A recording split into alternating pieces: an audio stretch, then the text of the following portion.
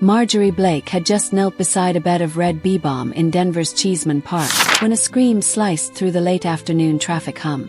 At 64, Marjorie could tell a startled squeal from bone-deep terror. And this was terror. She straightened, arthritic hips protesting, and saw a hooded figure yanking a backpack off a young woman near the fountain. "Hey!" she barked, brandishing her rust-flecked pruning shears like a tiny sword.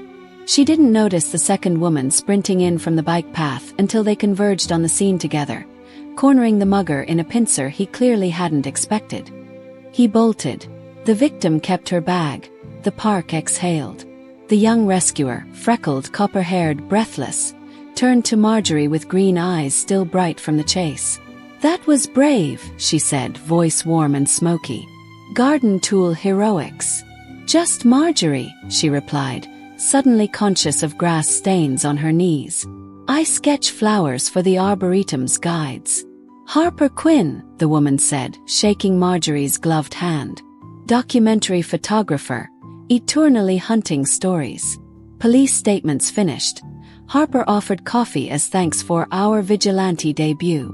Marjorie almost refused. What business did she have drinking lattes with someone barely past 30? But curiosity tugged harder than caution. Inside Ink and Bean, a converted warehouse cafe in Rhino, Harper's asymmetrical bob-framed cheeks still pink from the cold. Over cappuccinos she asked about wild columbines. Marjorie asked why a Boston-raised photographer had landed in Denver. "Light," Harper said, eyes flicking to the west windows blazing gold against the skyline. "And maybe unexpected friendships." 3 days later the bell above Marjorie's little studio rang, and there was Harper, camera dangling, hair smelling faintly of cedar shampoo. "I need a trim," she announced, sliding into the lone barber chair Marjorie kept for sketch models. Her laugh filled the sunlit room, chasing away years that had settled like dust on Marjorie's shoulders. One trim turned into weekly touch-ups, then slow evening walks through the alleys Harper adored for their graffiti-splashed bricks.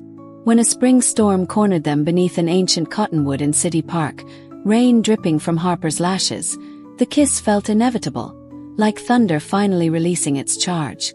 Marjorie floated home afterward, until reality clogged the doorway in patent leather heels.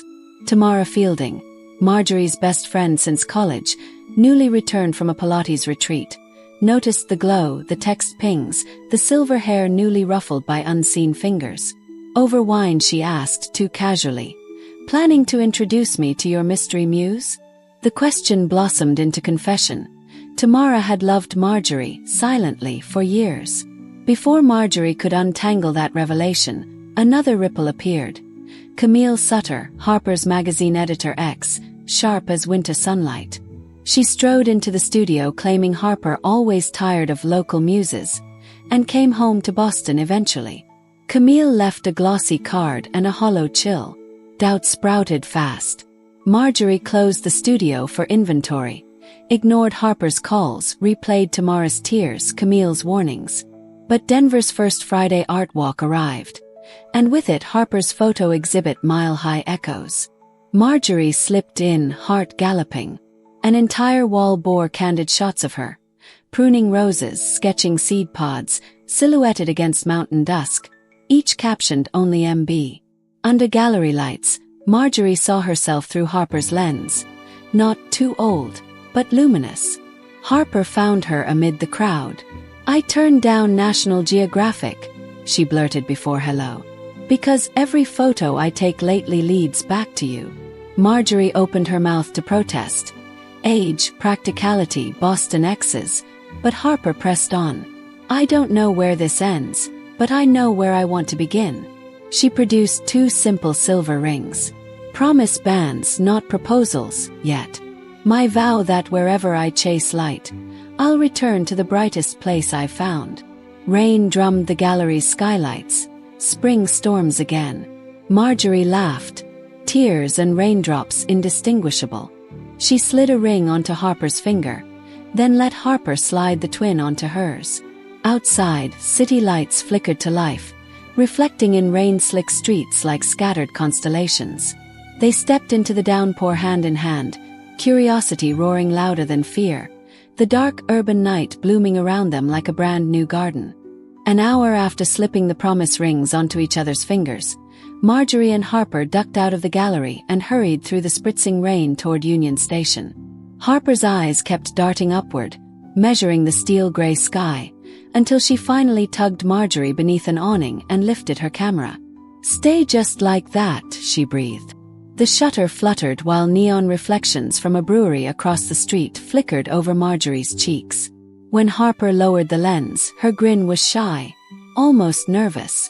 "I know we just promised forever in front of 40 strangers, but could I buy you the world's messiest cheeseburger to celebrate?" Marjorie laughed, an unself-conscious bark she hadn't heard from herself in years. "Only if you promise not to photograph me with ketchup on my nose." They wound up at an all-night diner on Colfax, elbows brushing in a corner booth, raindrops sliding down the window like lazy comets. Harper demolished 2 burgers and half of Marjorie's fries while outlining a plan. She wanted to rent a small studio downtown, host pop-up portrait sessions for low-income queer elders, and, if Marjorie agreed, teach Saturday workshops on botanical sketching. "People in their 20s don't know what a live model looks like outside Instagram filters," she joked, but there was earnestness in her eyes. "You see things they don't." Marjorie's pulse fluttered. She hadn't taught anything since community college night classes 15 years ago. The idea of standing before strangers again felt both terrifying and seductive. Before she could answer, her phone buzzed. "Tamara, can we talk? Emergency." The words were innocuous, but the timestamp, 10:47 p.m., clanged like an alarm. Marjorie typed back, "Are you okay?" No reply. Harper noticed the change in her expression. "Everything all right? It's Tamara. She never texts this late." Marjorie hesitated, then slid out of the booth. "Can you give me 10 minutes to call her outside?" Harper lifted 2 fingers in a peace sign. "Take 20. I'll order pie." Tamara answered on the first ring. Her voice sounded brittle, as though she'd been holding her breath all day. "Could you come over? Now, if possible." "Of course. Harper and I are downtown." Silence crackled for a beat, then Tamara whispered, Bring Harper if you need to. Please hurry." A flash of dread coursed through Marjorie. Tamara never begged. "We're on our way." Inside, Harper was already boxing the leftover pie. She read Marjorie's worry and stood without questions, sliding her camera strap across her chest. Outside, the rain had intensified. Water bounced from streetlights like molten silver. They flagged a rideshare, Harper's hand resting lightly on Marjorie's knee the entire drive to Capitol Hill. Tamara's row house lights blazed in every window. She opened the door before they knocked, wearing yoga pants and a hoodie far too thin for the weather. Her eyes were red-rimmed, but she forced a bright smile when she saw Harper. "Hi," Tamara managed, stepping aside. "Bad timing, I know." Harper offered a gentle nod. "We're glad to help." Tamara led them to the kitchen where an unopened tequila bottle and 3 shot glasses sat on the counter, identical to the night she'd confessed her love, but beside them lay a manila envelope, damp around the edges. "My ex-husband's lawyer messengered this an hour ago," Tamara said. "Apparently Richard's fighting to reduce alimony, claiming I'm cohabiting with someone. And these," she flung the envelope open, "are his proof." Photocopies spilled across the countertop. Candid shots of Tamara and Marjorie at farmers' markets, entering wine bars, laughing on Marjorie's porch. Each frame looked damning if you didn't understand 3 decades of platonic devotion. Harper stepped closer. "Where did he get these?" "The letter says a private investigator." Tamara's voice shook. "Richard's never forgiven me for leaving. He's implying I've been sleeping with Marjorie for years and defrauding him." Marjorie felt her stomach drop, remembering Camille's card, the whisper that Harper had patterns. Everyone spinning partial truths into weapons. Now Richard meant to drag Tamara under, using Marjorie as the anchor. "I need a witness letter," Tamara said, eyes flicking between them. "Someone to state under oath that we were never romantically involved, Until you two fell in love, apparently. Harper blinked. You want me to swear you and Marjorie have always been just friends? Tamara rubbed her forehead. I know how terrible that sounds after what I confessed, but yes. My finances depend on it. A heavy silence swallowed the kitchen. Rain thundered against the skylight. Somewhere a faucet dripped. At last Marjorie spoke. I'll testify. Harper can too if she's willing. Tamara's shoulders sagged with relief, then tensed again. Richard's lawyers will be brutal. They'll dig into everything, including your age gap, Harper's ex, your ring incident tonight. She swallowed. Are you prepared for that? Marjorie looked at Harper.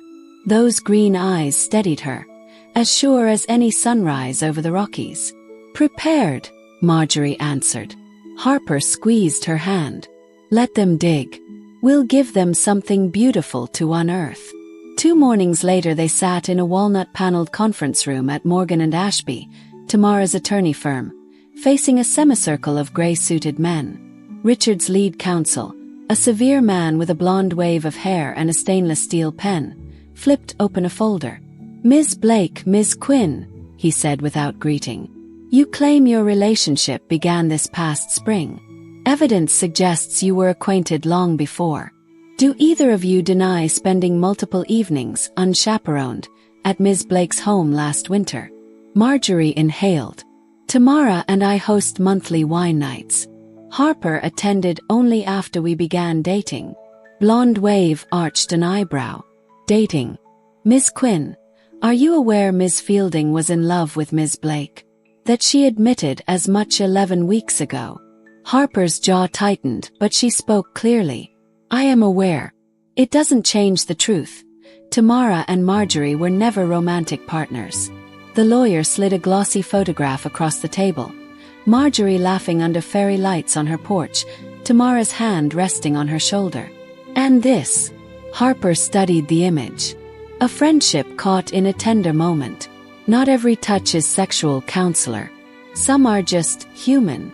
Marjorie felt something loosen in her chest. Pride, maybe, or gratitude for Harper's unflinching steadiness.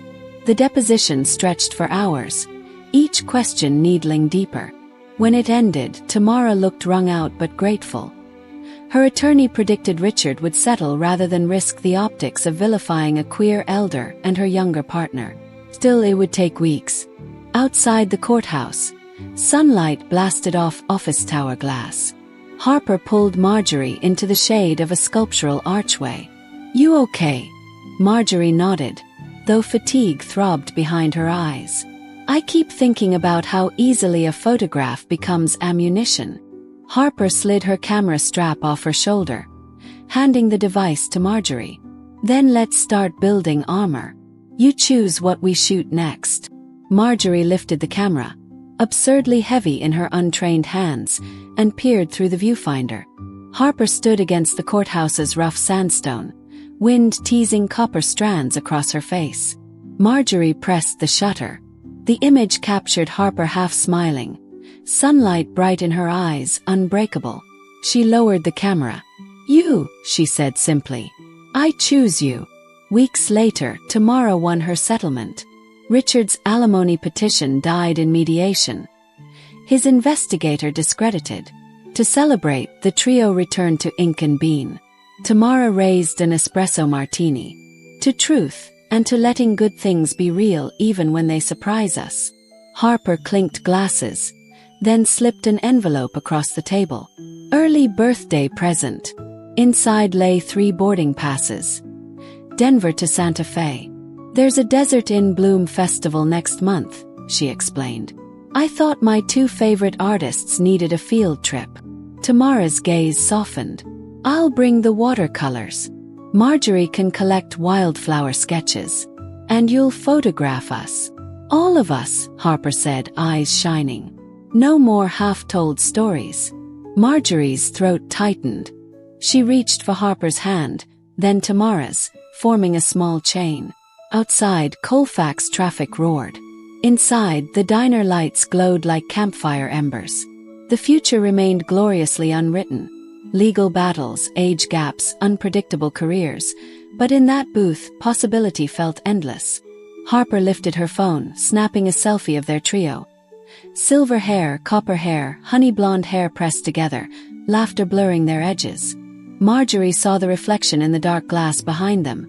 3 women, all different seasons of life, bound by something stronger than fear. Love wasn't a single flower or even a garden. It was a city park blooming at dusk, a rain-drenched promise ring, a photograph reclaimed from weapon to wonder.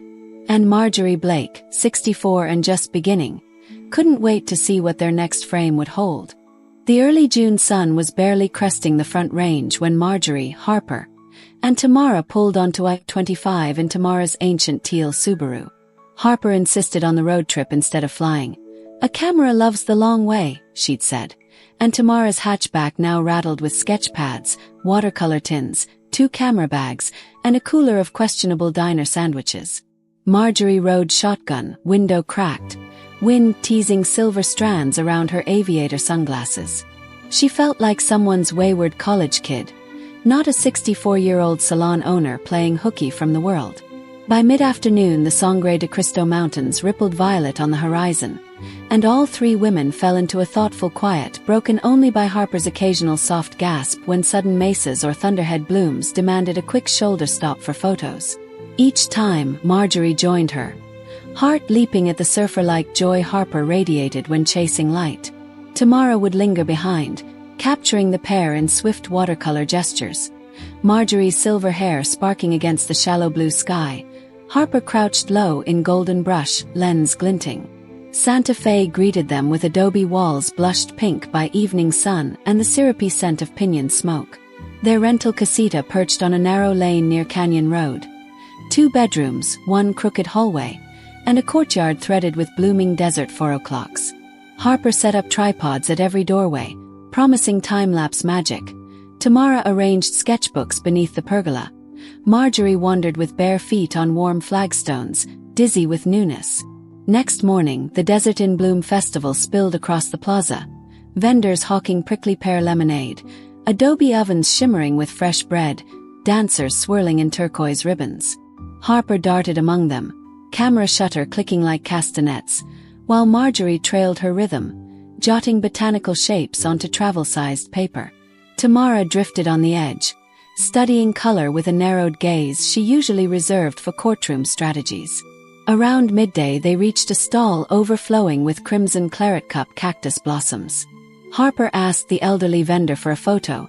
The woman laughed, plucked a bloom, and tucked it behind Marjorie's ear. Harper snapped 3 frames, lower lip caught in her teeth. "That might be the shot," she murmured. Yet beneath the festival's drums, another pulse intruded. Marjorie's phone buzzing relentlessly with salon voicemails. Doris reported a sudden influx of customers drawn by the in-salon gallery, and one persistent caller who refused to leave a name. Marjorie muted the sound, but the anxiety edged each cloudless hour. That evening, Tamara cooked green chili stew while Harper edited photos at the courtyard table. Marjorie poured Pinot Grigio into enamel mugs, then leaned against the Kiva fireplace watching orange embers flutter. The 3 of them felt like some improbable constellation. Old friend, new lover, hopeful artist, and for a breath she saw how beautifully they fit. But the next morning shattered the grace. A single email awaited Harper from National Geographic, subject line: "Urgent. Atlantic Migration Project Revival."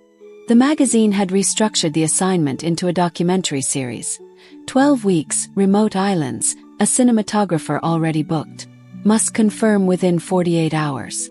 Harper stared at the screen, face awash in sunrise light that suddenly felt chill.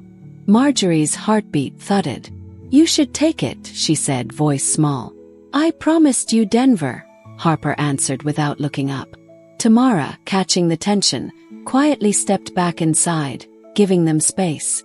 "Denver will still be there," Marjorie tried, forcing a smile. "And so will I." Harper shut the laptop. "Will you? Or will you fade out because I broke another vow?" Wind rattled dried chili ristos overhead. Marjorie swallowed. "I'm not 25, Harper. But I'm not fragile crystal either. Go change the world for 12 weeks. Just come back. Harper's gaze lingered on Marjorie's hands, the silver promise ring glinting. I don't want to miss anything with you, she whispered.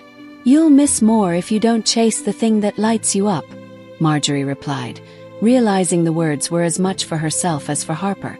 They held the silence until Tamara re-emerged, cheeks flushed, cell phone pressed to her ear. Marge, you need to hear this. She switched to speaker. Doris's voice crackled. A big deal journalist from the Denver Chronicle is here. Wants an interview. Story on late life queer love and creative rebirth. She says her editor heard about the promise ring photograph that went viral from the gallery's Instagram. They need quotes from you and Harper ASAP. Harper exhaled a single stunned laugh. Viral. Tamara raised a brow. Seems your halo photograph had wings. Marjorie's mind spun. The salon, the Chronicle article, Harper's looming choice. Yet instead of panic she felt exhilaration. Life had been quiet for decades, and now everything was galloping at once. She met Harper's searching eyes. We handle one miracle at a time, she said. That night, long after Tamara drifted to sleep, Marjorie found Harper sitting on the courtyard wall, bare-shouldered beneath the southern stars. The air smelled of sage and distant rain. She sat beside her, offering the striped blanket from the sofa. Harper rested her head on Marjorie's shoulder. What if the article paints us as a novelty? Old woman, young woman, clickbait love. Then we show them the full picture, Marjorie said. We let them watch us argue and worry and still choose each other. She brushed knuckles along Harper's jaw, memorizing freckles in moonlight. Go, Harper. Photograph migrations, then migrate home. Harper's tears dampened Marjorie's sleeve. Will you still sketch me when I'm gone? Every day, Marjorie promised. Until the pages run out. Morning broke with crimson clouds stacked like embers. Harper emailed the National Geographic editor. I'm in, on one condition. Home base remains Denver. An hour later, agreement secured. Harper hooped so loud the courtyard doves scattered. They spent their final Santa Fe afternoon racing canyon roads, Harper capturing last-minute frames, Tamara painting quick, bold color swaths, Marjorie filling her sketchbook margins with wild yucca silhouettes. At dusk, they converged on the high desert overlook above the city. Harper balanced her camera on a rock for a timer shot. All three women pressed shoulders together as the shutter blinked.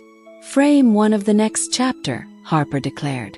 Marjorie smiled, feeling the desert wind carry their laughter over sage plains, toward mountains already tinting violet with night.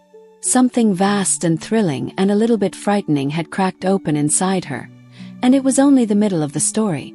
The plane wheeled west to east across the dark prairie at 3 a.m., and Marjorie watched its blinking tail light vanish behind storm clouds.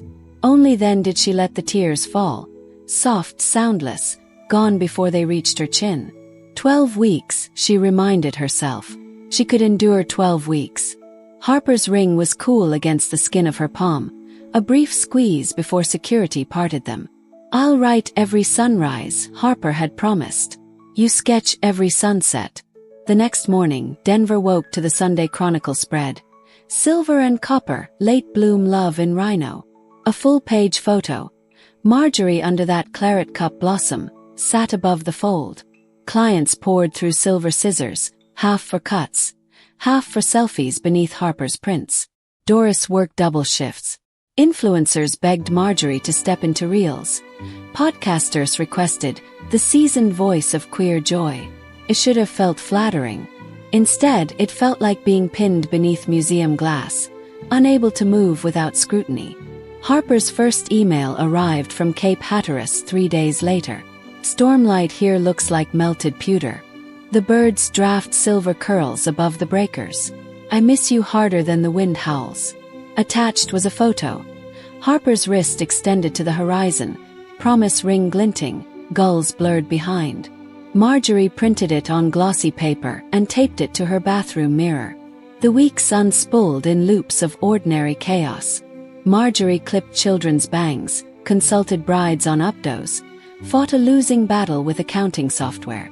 Every evening she climbed the rickety back stairs to her apartment, poured Pinot into an enamel mug, and wrote Harper a letter, old-fashioned ink on thick cream stock, describing the shape of clouds over the Rockies, the taste of late-season peaches, the precise shade of melancholy found in an empty pillowcase. She mailed them in batches, tucking tiny pressed flowers between pages. Halfway through July, Tamara burst into the salon waving a legal brief like a victory flag. Richard's final appeal had collapsed. No more surveillance, no clawback of alimony. Free, Tamara exhaled, sliding into Marjorie's styling chair. Cut the past off me. Marjorie sheared inches from Tamara's sun-streaked hair, laughing as it pooled on the floor like dry straw. When she finished, Tamara studied herself in the mirror. Chin length, fearless. Time to paint something just for me, she murmured, as though hearing the idea for the first time. But freedom rarely travels alone. 2 nights later, thunderheads rolled over the Atlantic, snarling Harper's expedition ship. Satellite comms failed. No sunrise email arrived the next morning, nor the morning after. Marjorie told herself storms quelled quickly at sea, but dread seeped into her bones. She sat awake at 2 a.m., ring twisting on her thumb, imagining broken lenses, radio static, Harper's copper hair soaked with brine. On the 4th silent day, her phone pinged with a Raleigh area code. Supply vessel inbound. Everyone safe. Signal intermittent. Love you.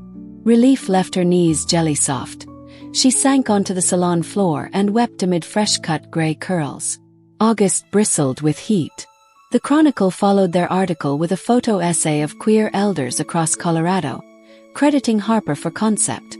Marjorie posed only on the condition they include Doris and Mrs. Abernathy too.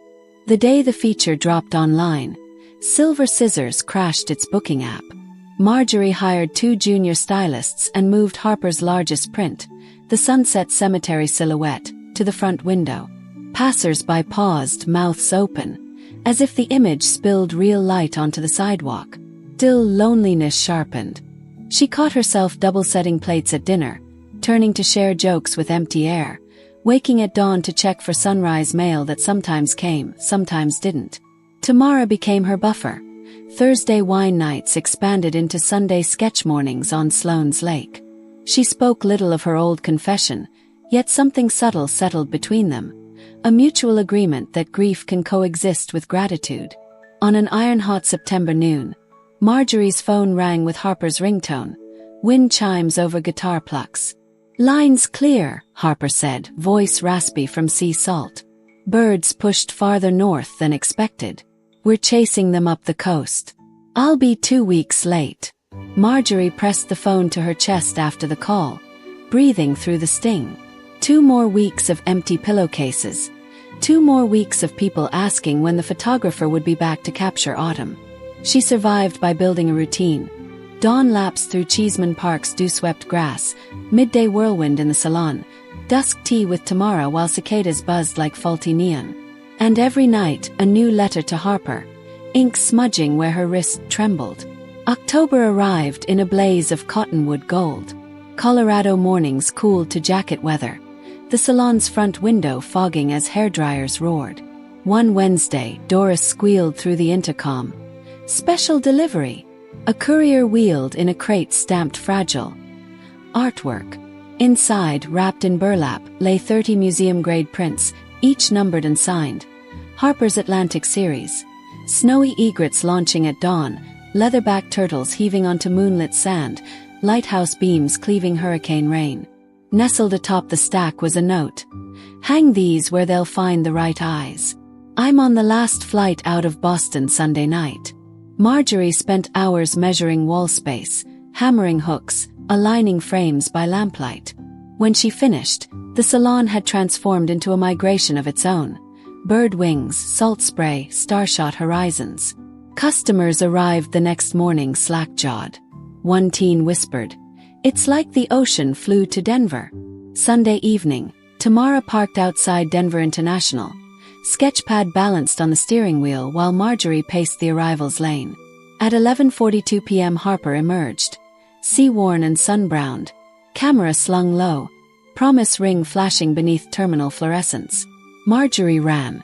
They collided in a tangle of backpacks, tears, and wildly inappropriate airport applause from a group of college softball players. Back at the apartment, Harper emptied her duffel. Shell fragments, tide-scoured glass, a notebook thick with field notes. She dug deeper and produced a small walnut box. "Close your eyes," she murmured. Marjorie felt something cool and oval drop into her palm. A silver locket etched with a tiny magnolia, their first shared flower sketch. Inside rested a micro SD card. Every sunrise email, every voice memo, raw footage from the storm, the gulls, the night turtles. Our story in pictures and sound. Marjorie's breath hitched. "You carried me with you. Every mile," Harper said, mouth near her ear. "Now carry me into whatever comes next." 2 weeks later, the salon hosted a twilight reception for Sky Roads and Sea Lines, Harper's dual coast exhibit. City council members, drag performers, long-haired bikers, and suburban grandmothers mingled between dryer chairs turned cocktail tables. Tamara debuted bold watercolors of cacti and claret cups. Doris curated a playlist that swung from indie folk to 80s power ballads. Under the buzz of conversation, Richard himself slipped in, pale, contrite, and handed Tamara a formal apology letter before melting back into the crowd. Near 9, Harper clinked a spoon against her coffee mug. If you've sat in Marjorie's chair, you know she trims more than split ends, she trims fear. She prunes self-doubt like dead roses. Laughter rippled. Harper took Marjorie's hand. "She taught me roots matter as much as wings." Then Harper knelt, camera still dangling, ever the documentarian in her own scene, and opened a velvet ring box. This time the band wasn't plain silver but braided white gold vines hugging a tiny sky-blue Montana sapphire. Gasps rose. Mrs. Abernathy burst into tears. Harper's voice shook. "Life flies fast. I want every mile next to the woman who showed me how to land." Marjorie's knees wobbled. She glanced at Tamara, smiling, tear-streaked, then at the photograph of herself haloed in cemetery sunset. She thought of lonely widows who tiptoed into her salon unsure if gray hair could feel gorgeous, of teenagers whose parents scowled at pronouns, of her own past self-pruning bee-balm without expecting screams or love to bloom. She nodded. "Yes." Cheers crashed like surf. Cameras flashed.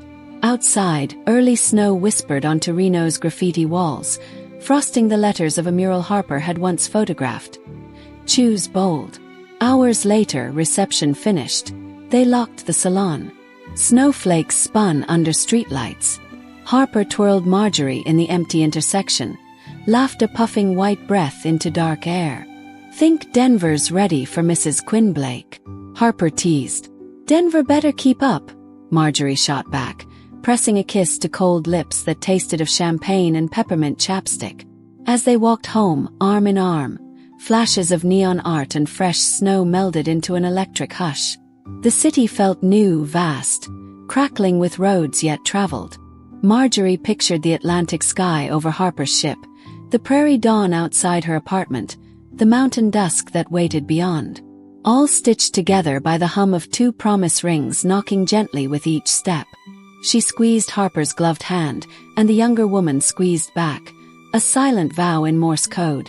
Still here, still choosing. When they reached the apartment stoop, Harper lifted her camera one final time. "Hold still," she whispered, framing Marjorie beneath the street lamp halo. The shutter blinked. Light surrendered to sensor. Story folded into image. Somewhere, presses would print it, strangers would share it, gossipers would gossip. But inside the frame lived something no headline could cage. 2 women, one late blooming, one wind-chasing, caught mid-stride on a snowflake street, walking forward. Always forward.